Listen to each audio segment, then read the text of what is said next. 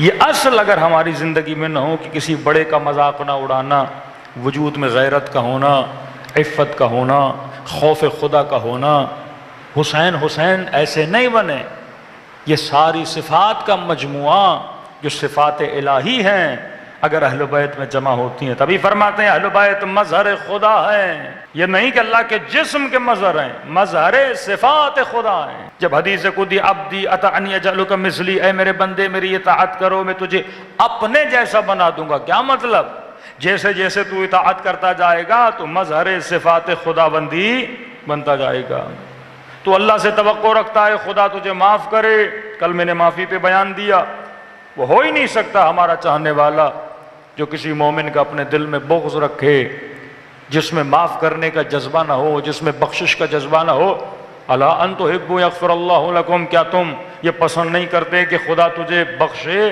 تو اگر چاہتے ہو خدا تجھے بخشے تو مومنوں کو بخشنے کی صلاحیت اپنے اندر پیدا کرو۔ صلوات پڑھے محمد و آل محمد۔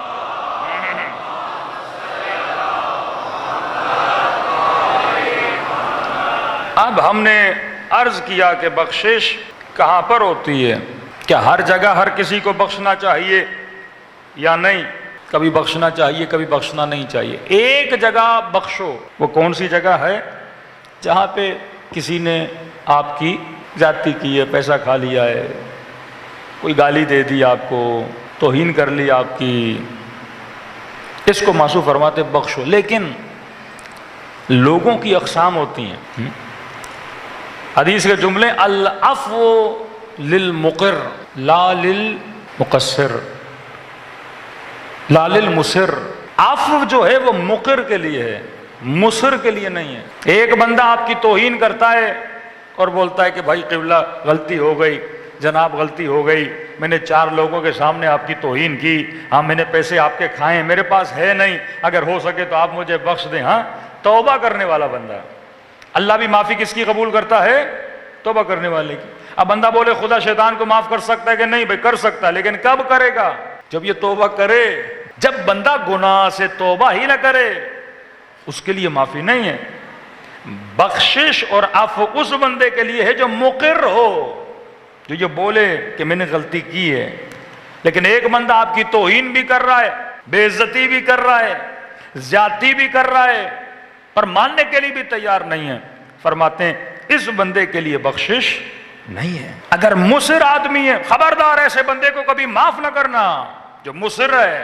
بخشش ایک جگہ پر ہے، 3 جگہوں پہ بخشش نہیں ہے۔ مصر بندے کے لیے بخشش نہیں ہے۔ کہتے ہیں جنگ بدر ہوئی، ایک بندہ جنگ بدر میں رسول خدا کے مقابلے میں آ کر کھڑا ہو گیا، اور جب جنگ ختم ہوئی تو یہ رسول کے قدموں پہ گر گیا کہ یا رسول اللہ ہمیں معاف کریے گا، غلطی ہو گئی، آگے میں آپ سے کبھی نہیں لڑوں گا، آگے آپ کے مقابلے میں کبھی نہیں آؤں گا، یہ رحمت للعالمین رسول ہیں۔ نبی نے کہا ٹھیک ہے، چونکہ تو آیا ہے معافی مانگنے، لہٰذا میں کیا کر رہا ہوں؟ بخش رہا ہوں۔ بعض ہیں مسلمانوں کے کچھ فرقے جو کہتے ہیں یزید کو بھی اللہ بخش دے۔ بھئی یزید نے معافی مانگی تھی، احساس ندامت تھا اس بدبخت میں۔ معافی تو تب ملتی ہے نا بندے میں احساس ندامت ہو کہ حق واپس کیا تھا، کہ اہل بیت کو جو حق دینا چاہیے تھا ان بدبختوں نے دیا تھا۔ نہیں، معافی مقر کے لیے ہے، مصر کے لیے نہیں ہے۔ جو گناہ کرے تبرکت بھی بنو امیہ، صرف گناہ نہیں کیا، آج پورے مسلمان بعض بنو امیہ کی صفات میں مصروف ہے، سنت یہ بنو امیہ میں مصروف ہے۔ کہ کل میں ایک کلپ سن رہا تھا ایک مولوی صاحب کا، کہہ رہے برادران اہل سنت پورے سال کالے کپڑے پہننا 10 دنوں میں نہیں پہننا، پورا سال کالے کپڑے پہننا جائز ہے، 10 دن میں حرام ہے۔ پھر ایک نبی کی حدیث بھی بیچ میں لگا دیتے ہیں۔ ایک تو مسلمان یہ بھی نہیں سوچتا کہ واقعاً جو حدیث بندہ پڑھ رہا ہے تحقیق تو کرو، ریسرچ تو کرو، کسی مبغض نے گڑی ہوئی حدیثیں تو نہیں بنائی کہ رسول کا فرمان ہے جو اپنا اولیاء دوسرے ادیان کے مطابق بناتے ہیں وہ ہم میں سے نہیں ہے۔ اب کیا شیعہ کسی اور دین کا حصہ ہے کہ شیعوں جیسا اولیاء نہ بنا؟ شیعہ ہیں کون؟ شیعہ تو علی ابن ابی طالب، علی سے محبت کرنے والوں کا گروہ۔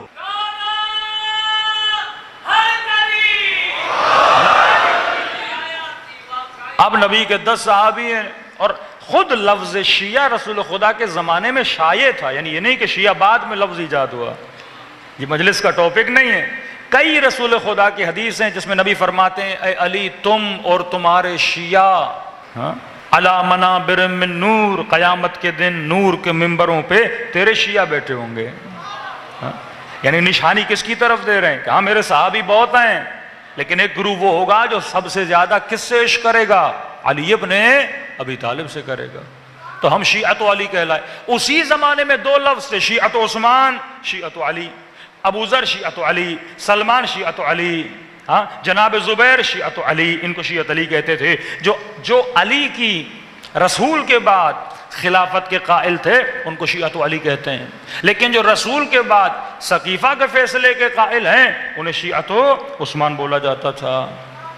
کربلا میں بھی جناب زہیر عثمانی مکتب کے تھے، یعنی اس نظریے کے قائل تھے. پھر امام حسین سے ملے. انسان کبھی بھی اپنا نظریہ بدل سکتا ہے، خدا کبھی بھی اس کو دوسرے نظریے پہ لا سکتا ہے. تو یہ تو پرانی ہے، اب کوئی کس کو مانتا ہے، کوئی کسی کو مانتا ہے، لیکن کسی علی کو ماننے سے کوئی دائرہ اسلام سے تو خارج نہیں ہوتا نا. علی سے محبت کرنے سے کسی کا دین کوئی نیا دین تو نہیں بن جاتا نا. یعنی یہ وہ لوگ ہیں غلطی کرو، یہ بنو امیہ کی صفات کہ اہل بیت رسول ایام محرم میں غم مناتے تھے، گریہ کرتے تھے. گریہ کرنے سے، غم منانے سے حسین کی فضیلت میں کوئی اضافہ نہیں ہوتا. اگر پوری دنیا امام حسین کا غم نہ منائے تو مولا حسین میں فرق نہیں پڑنے والا، لیکن غم نہ منانے سے یزید پہ ضرور فرق پڑتا ہے. اصل غم منانے کی وجہ یہ ہے کہ بنو امیہ کے چہروں سے نقاب اتارا جائے، کہیں دنیا بھول نہ جائے انہوں نے آل رسول سے ظلم کیا کیا تھا. فرمایا معافی کس کے لیے ہے؟ مقر کے لیے ہے. آئے قدموں پہ گرے، خطا کا اقرار کرے، حور کی طرح احساس ندامت اور پشیمانی دکھائے، پھر حسین بھی بھائی کہہ کے سینے سے لگا دے. مقر، لیکن مصر کے لیے نہیں. جنگ بدر میں نبی کے مقابلے میں آیا، معافی مانگی، یا رسول اللہ خطا ہو گئی، غلطی ہو گئی، معاف کریے. رحمت للعالمین نبی ہے، دشمن مقابلے میں تلوار لے کے لڑا ہے، معافی مانگی ہے. رسول نے کہا ٹھیک ہے میں نے تجھے معاف کیا، لیکن خبردار اپنی خطا پر اصرار نہ کرنا. مصر کا مطلب کیا ہے؟ جو ریپیٹڈلی ایک غلطی کرے اسے کہتے ہیں مصر. مقر جو اپنی غلطی کا اقرار کرے. مصر ایک بار غلطی کیا آپ نے منع کیا، دوبارہ غلطی کیا آپ نے منع کیا، تیسری بار غلطی کیا آپ نے منع کیا، ایک بار گالی دی آپ نے منع کیا، دوبارہ گالی دی آپ نے منع کیا، اب بندہ موڑ ہی نہیں رہا، ایک کام کیے جا رہا ہے. ایسے بندے کے لیے معافی نہیں ہے، ایسے بندے کے لیے اسلام کہتا ہے اسے سزا دو. اب جنگ بدر میں نبی کے مقابلے میں آیا، معافی مانگ کے گیا، رسول خدا نے معاف کر دیا. پھر ہوئی جنگ احد، پھر یہ بدبخت تلوار لے کے جنگ احد میں نبی کے مقابلے میں آ گیا. اب کچھ مسلمان اسے پکڑ کے رسول خدا کے مقابلے میں آئے. اب دوبارہ وہی ڈرامے بازی اس نے شروع کر دی، مجھ سے غلطی ہو گئی، مجھے چھوڑ دیجئے، اب میں دوبارہ آپ کے مقابلے میں نہیں آؤں گا، بس میں بڑا پشیمان ہوں. نبی نے کہا نہیں، معافی مقر کے لیے ہے، مصر کے لیے نہیں ہے. اسی بس حکم دیا اسے سزائے موت دی جائے.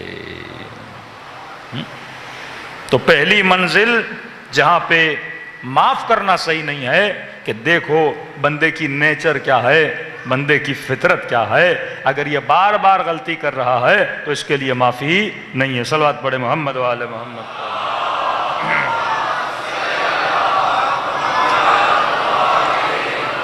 حدیث بھی ہے،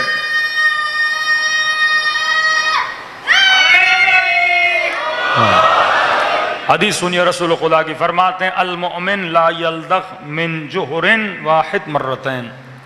مومن کبھی بھی ایک سوراخ سے 2 مرتبہ ڈسا نہیں جاتا. وہ بے وقوف آدمی ہے، ایک بار دھوکہ ملا، 2 بار دھوکہ ملا، لیکن دھوکہ کھائے جا رہا ہے اور کہہ رہے ہیں بھائی اس بندے نے آپ کو دھوکہ دیا تھا، پھر اس کے ساتھ بزنس کیوں کر رہے ہو، پھر اس کے ساتھ اپنی محفل میں کیوں بٹھایا ہے، پھر اسی کے ساتھ کیوں گھوم رہے ہو. اب بولے میں تو مومن ہوں، مومن کا کام ہے معاف کرنا. معصوم فرماتے نہیں، یہ بے وقوف ہے، مومن نہیں ہے. مومن ایک سوراخ سے 2 مرتبہ ڈسا نہیں جاتا. تو پہلی چیز معاف اسے کرو جو مقر ہو. آپ کا کوئی نوکر ہے، کوئی پارٹنر ہے، ہاں رشتہ داروں میں کوئی بندہ ہے جس نے زیادتی کی ہے، اب زیادتی کر کے معافی مانگ رہا ہے، کہتے ہیں معاف کر، لیکن زیادتی بھی کر رہا ہے، معافی بھی نہیں مانگ رہا، اوپر سے گھوم بھی رہا ہے، اچھا کیا میں نے. فرماتے ہیں ایسے بندے کو معافی نہیں دینی چاہیے. دوسرا کون سا بندہ؟ فرماتے ہیں جو وہن دین کرے، دین کو بدنام کرے، ایسے بندے کی معافی نہیں ہے جو دین کا نام خراب کرے، جو شاعر اللہ کا مذاق اڑائے، جو احکام الہی کا مذاق اڑائے۔ ہاں کئی لوگ ہیں نا داڑھی کا مذاق اڑاتے ہیں، امامے کا مذاق اڑاتے ہیں، یہ ساری چیزیں کس کی نشانی ہیں؟ دین کی نشانی ہیں۔ کعبے کا مذاق اڑائے، جبرائیل کا مذاق اڑائے، علی کا مذاق اڑائے، آل علی کا مذاق اڑائے، جتنی بھی مقدسات ہیں اگر کوئی بندہ اس کا مذاق اڑاتا ہے اس کو اللہ کبھی معاف نہیں کرے گا۔ تیسری چیز فرمائے اللہ ینبغی، اے مومن جو تیری عزت نفس کی توہین کرے اس بندے کی بھی معافی نہیں ہے۔ جو مومن کی عزت نفس لوگوں کے سامنے کیا کرے؟ خراب کرے، اس کی معافی نہیں ہے۔ خدا قیامت کے دن آواز دے گا، کبھی کہے گا کہاں ہیں وہ لوگ جو لوگوں کو معاف کرتے تھے، جنہوں نے اپنے وجود کی خطاؤں کو، لیکن ایک بندہ چار مومنوں کے سامنے ایک مومن کی عزت کو پامال کر رہا ہے، کہتے ہیں اس کو سزا ملنی چاہیے، کیونکہ عزتیں اچھالنا یہ مومن کا کام نہیں ہے۔ اللہ ستار العیوب ہے، وہ تیرے عیبوں کو چھپاتا ہے۔ اگر تو بھی چاہتا ہے خدا تیرے عیبوں کو چھپائے، کہتا ہے میرے بندے اپنے عیب بھی چھپا، میرے بندوں کے عیب بھی چھپا۔ ایک لڑکے نے کہا کہ مولانا فلاں بندہ ہے فلاں مسجد کے مولانا کے پیچھے نماز ہمیں منع کرتا ہے، اس کے پیچھے نماز نہ پڑھو۔ میں نے کہا کیوں؟ کہتا میں جانتا ہوں یہ عادل نہیں ہے، میں جانتا ہوں خدا نخواستہ یہ مسئلہ ہے وہ مسئلہ ہے۔ میں نے کہا یہ فاسق امت ہے، جو ایسی باتیں کرے نا اس امت کا فاسق ہے۔ بندے خدا اگر تجھے کسی پیش امام کے عیب کا بھی پتا ہے، تجھے حق نہیں تم لوگوں کو بتاؤ۔ لوگ تو عادل مانتے ہیں، بتا بھی ہے تو منہ بند رکھو۔ ہاں یہ ہے اگر میرے اوپر کسی مولانا کا عیب ظاہر ہو گیا، خدا نہ خواستہ کوئی ایسا گناہ کبیرہ مجھے پتا چل گیا جس میں وہ بندہ مبتلا ہے، میرے اوپر ہے کہ میں اس کے پیچھے نماز نہ پڑھوں، یہ نہیں کہ لاؤڈوں پہ اعلان کرتا پھروں۔ تجھے پتا چلا اس کے پیچھے نماز نہ پڑھ، وہاں پر بھی حکم ہے، حکم شریعت ہے۔ اگر میں مسجد میں جا رہا ہوں، ایک جماعت کھڑی ہے اور میں الگ جا کے فرادہ نماز پڑھنا شروع کر دوں اور لوگوں کے ذہن میں یہ سوال پیدا ہو کہ یہ جناب پہلے تو جماعت میں کھڑے ہوتے تھے اب کیوں نہیں کھڑے ہو رہے، یہ بھی حرام ہے، شرعاً تیرے اوپر منع ہے۔ مثلا عدالت اس کی ساقط ہو گئی ہے، تو اس کے پیچھے نماز نہ پڑھ، لیکن الگ کھڑا ہونا بھی منع ہے۔ پھر کیا حکم شریعت ہے کہ جماعت کے ساتھ کھڑا ہو جا، نیت جماعت کی نہ کر، فرادہ کی نیت کر۔ وہ ستار العیوب ہے، لوگوں کے عیبوں کو چھپاتا ہے، تو بھی لوگوں کے عیبوں کو چھپا۔ جو مومن کی توہین کرے، فرمایا مومن کی عزت کعبے کے برابر ہے، مومن کی توہین کعبے کی توہین ہے۔ لیکن آج ہم چسکے لیتے ہیں، مومنوں کی عزتوں کو گرانے کے مزے لیتے ہیں، یہ اس کے ساتھ بیٹھا وہ اس کے ساتھ بیٹھا، وہاں کی غیبت وہاں کی غیبت، یہ لوگوں کی عزتوں کو گرانا۔ اب کیونکہ ہم مٹیریل لوگ ہیں، مٹیریلسٹ ہیں، بہت مٹیریلسٹ ہیں، تو خدا بھی مجبور ہے مثلا کہ ہمیں مثالیں کون سی دے؟ مٹیریل مثالیں دے۔ اب آپ سوچئے آپ کا ایک بہت عزیز بھائی ہو، آپ جس سے بہت پیار کرتے ہیں، خدا نخواستہ مر جائے، اور ایک بندہ آپ کو چھری دے، بولے یہ بھائی جو تمہارا مر گیا اس کا گوشت کاٹ کے کھاؤ، کیسا فیل کرو گے؟ فیل کرو، جو اہل بیت مثالیں دیتے ہیں نا، جب تک فیل نہیں کرو گے تب تک اس گناہ سے گھن نہیں آئے گی تجھے۔ فرمایا غیبت کرنا ایسے ہے جیسے خانہ خدا میں اپنے محرم رشتے کے ساتھ زنا کرنا۔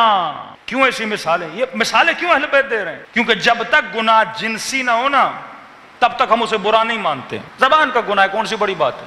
جب تک کوئی گناہ فزیکل نہ ہو نا، زنا کی طرح، تب تک ہمیں برا نہیں لگتا۔ تو اللہ کہتا ہے میں بھی تجھے ایسی مثالیں دے رہا ہوں تاکہ تیرے ذہن میں وہ برائی کھل کے آ جائے کہ یہ برائی کتنی بڑی ہے۔ جب تو کسی کی عزت کو پامال کرتا ہے، کتنی تجھے گھن آئے گی، کتنا برا لگے گا اگر کوئی بولے اپنے بھائی کا گوشت کاٹ کے کھا لے، کوئی تیار نہیں ہوگا۔ اتنی تو غیرت کر۔ اگر آپ کسی مسجد اور امام بارگاہ میں جاؤ اور اس مسجد میں ایک بندہ الیاذ باللہ ثم الیاذ باللہ زنا کر رہا ہو، کیا کرو گے اس بندے کا حشر؟ کتنی بھی غیرت کی کمی ہو، کچھ بھی نہ کرو، کم از کم اس جگہ سے نکل کے تو چلے جاؤ گے نا۔ تو روک نہیں سکتا، کم از کم جس محفل میں یہ برائی ہو رہی ہے اس محفل سے اٹھ کے تو جا سکتا ہے نا۔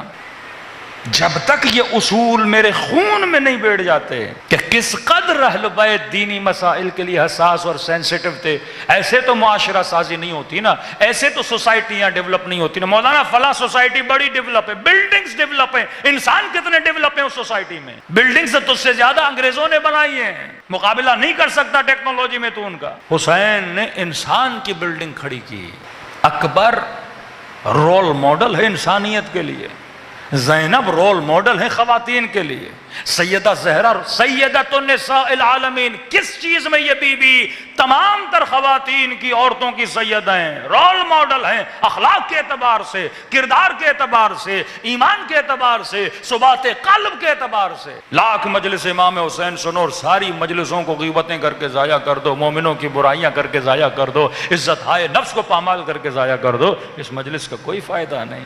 آپ کی کیلنڈر کی ایج بڑھ رہی ہے، دن بدن بڑھ رہی ہے، 40 45 50، لیکن اے مومن یہ سوچ کہ تیرے ایمان کی زندگی کتنی بڑی ہے۔ اصل جو قبر میں سزا اور جزا ہے اسی ایمان پر ہے۔ یہی وہ نکات ہیں جو اہل بیت سمجھانا چاہتے ہیں۔ جب تک تیری زندگی میں اصول حسین نہیں ہوں گے تب تک زندگی کا فائدہ نہیں۔ صلوات پڑھے محمد و آل محمد۔